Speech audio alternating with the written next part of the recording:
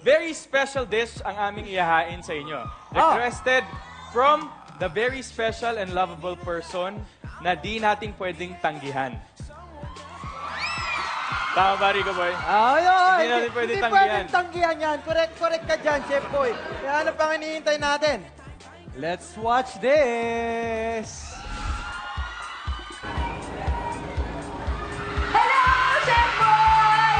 Palagi ako nanonood ng Chef Boy Next Door, yung segment mo. At alam mo, idol na idol kita. Kasi balita ko, ang sarap mo daw magluto. At ang sarap mo daw panoorin magluto, Which is, tingin ko naman, totoo na mas masarap kapag ikaw ang kasalo sa tanghalian, pag-something. Naku, teka, favor naman, Chef Boy, kasi baka naman pwede mong ipagluto ako ng dish, ipag-prepare para sa makaka-date ko ngayong Valentine's. Kasi favorite niya to.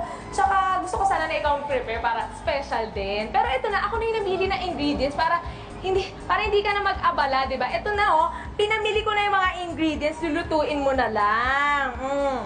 Ito, ayan, ikaw na ang bahala, Chef Boy. Basta naniniwala ako na masarap yung lulutuin mo para sa date ko. Pero ayun, sana makita kita mamaya. Alam mo na, para kunin ko yung dish ko. Ito na, papadala ko na to dyan. And sana magawa mo siya ng okay kasi magugustuhan talaga yun ng Valentine's date ko. Ha? Sige, bye-bye, Chef Boy. See you later. See you later. Bye-bye. Ito na. Papaluto. Okay.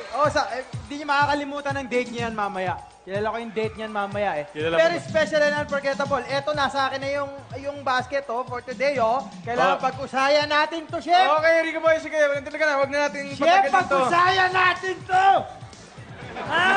Patagalin to. Huwag natin Rico Boy. bibiguin. Yes, hindi tayo dapat mapahiya kay Miss Maine. Ay. Diba? Lalo na kasi ka-Valentine's date niya.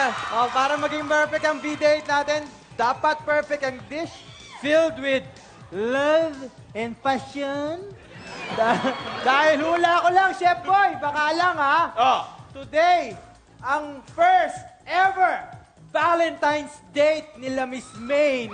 Yan hula ko lang naman. Nung Valentine's date niya, sino ba yung ka-date? Sino nga Kanina ba? ba? Kamukha mo yung ka-date niya, si Alden. Kamukha mo. Hindi nga. Wala nga akong idea kung sino yung ka-date Nagmamaangan ka pa, Chef Boy, Kayo, Nagmamaangan ka tinanong pa. ko kayo, Tinanong ko kayo kung ano kayo, Ha? Sige na. Game. Simula mo na. Alam mo, hindi halata na kinikilig ka. Ay, sino? Valentine's Day lang, kinikilig ka na. Umpisa na natin! Ang dami. Yan ang ating lulutuin nating dish for today ay tinatawag nating Steak to one! Alright! Okay. Alam mo, ikaw, yung kilig mo, feels ko. Feels ko. Okay. Okay, para sa ating Valentine's dish, ito na ang ating mga Yes. ingredients. Let's start with our main ingredient. Main The beef ingredient. steak Main strips. ingredient. Yes. First, marinate with salt and pepper, then olive oil. Okay, olive oil. Okay, sige. Ako na, chef. Olive oil, ayan. So now, tapos papainitin natin ang ating mga katawan. Yes, diba? grilling pan at ilagay na natin ang beef strips. Siyempre, kailangan lagyan muna natin ng butter yan. Yes, go. Kailangan marinate ito. Pwede nyo marinate ito ng 3 taon.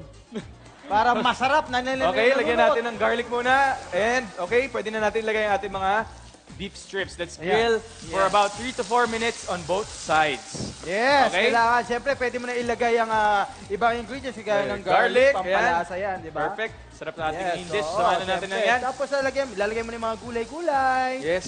Ito, mixed potato, sitaw, Yes, mushroom.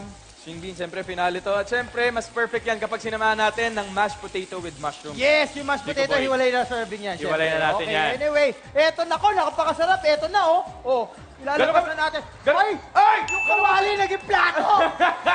Grabe! Ganun kabilis! Ganun kabilis. Ganun kakabilis ngayon. These days. Pinapainit mo ulo ko, Rico Boy, ha? These days, napakabilis mo. Pinapainit mo ulo ko. Lamang na lamang ka na sa amin!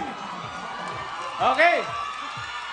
Alam mo, today, sure ako magugustuhan talaga to ni Miss Maine at ang kanyang kadate. Okay. Sa kadate niya and kay Miss Maine, wish you a very romantic and unforgettable Valentine's Day.